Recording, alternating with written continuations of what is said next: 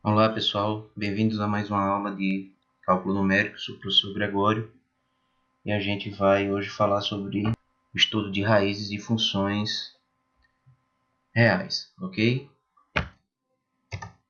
Mais especificamente, né, iremos ver o método de Newton para aproximação de raízes de funções e um exercício para fixar a ideia, tá bom? Então, o método de Newton fala que é o seguinte: seja f uma função contínua no intervalo fechado, e seja que se uma raiz dessa função f, sendo que se pertencente ao intervalo AB, tal que f de que si seja zero e que a derivada dessa função nesse intervalo seja diferente de zero.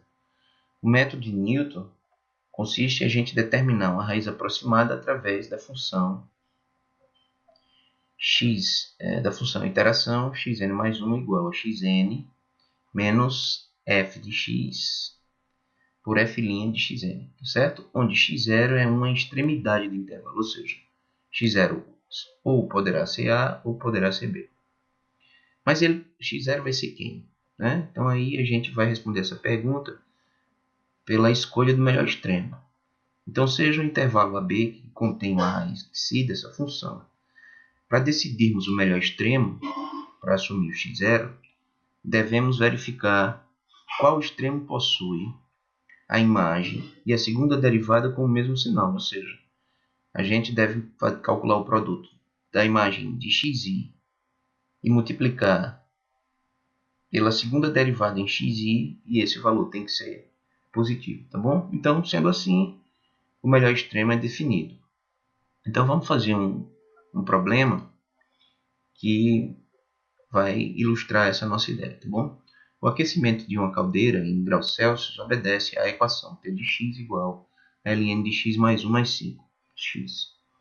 Sabendo que x é medido em minutos, em quanto tempo atingirá a temperatura de 30 graus Celsius?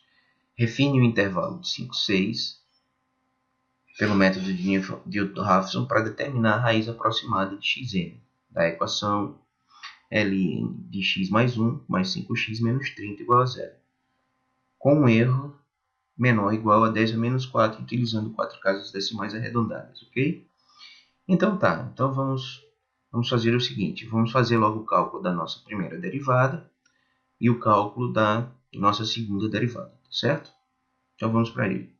Então, dada a função f, ln de x mais 1 mais 5x menos 30, a derivada de f vai sair da derivada do ln de x mais 1, que é 1 sobre x mais 1, mais a derivada de 5x, que é 5, menos a derivada de 30, que é 0.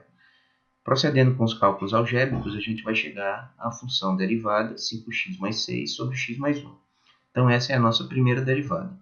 A nossa segunda derivada, o cálculo da segunda derivada, né, a derivada de f', vai ser menos 1 sobre x mais 1 ao quadrado. Então, depois vocês façam esse cálculo, porque não é do nosso interesse agora, uma vez que isso a gente aprende a calcular no cálculo 1.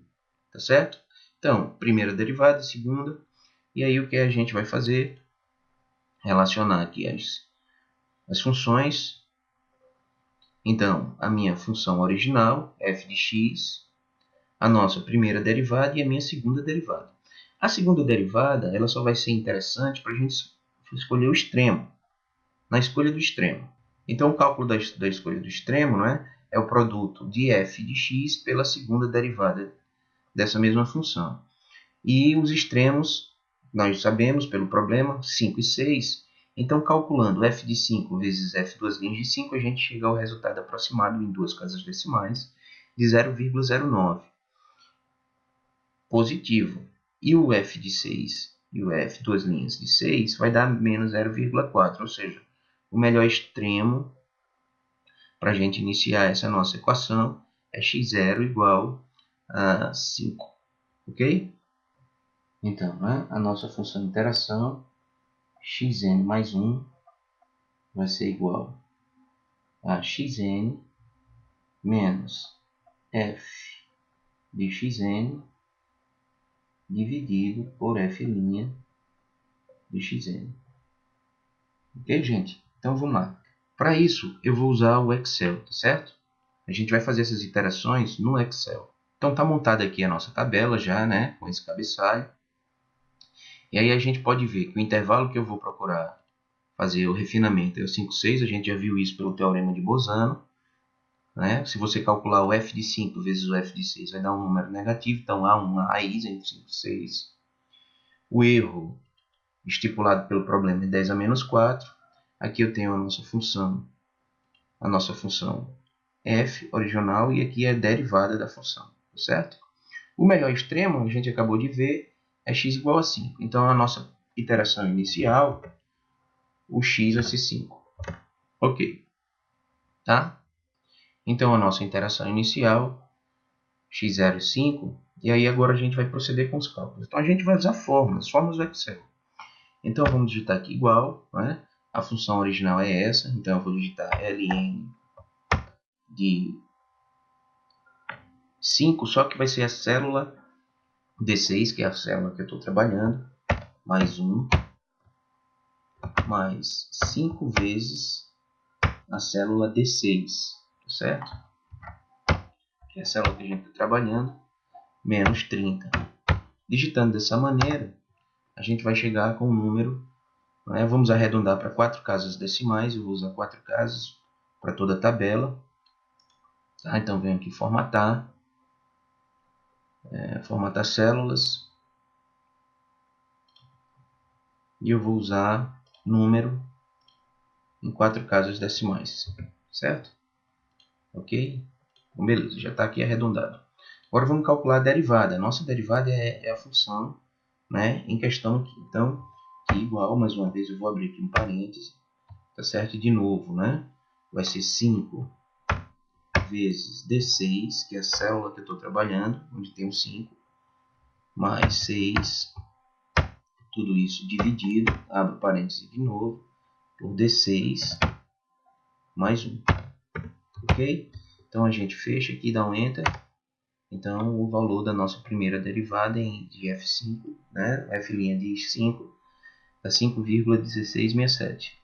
Agora a gente vai trabalhar a função iteração, certo? Então a função iteração, a função de Newton, ela vai ser igual ao x0, vou calcular, né? O x0 menos a função original, né? A nossa função, a imagem da função dividido pela imagem da derivada, tá certo?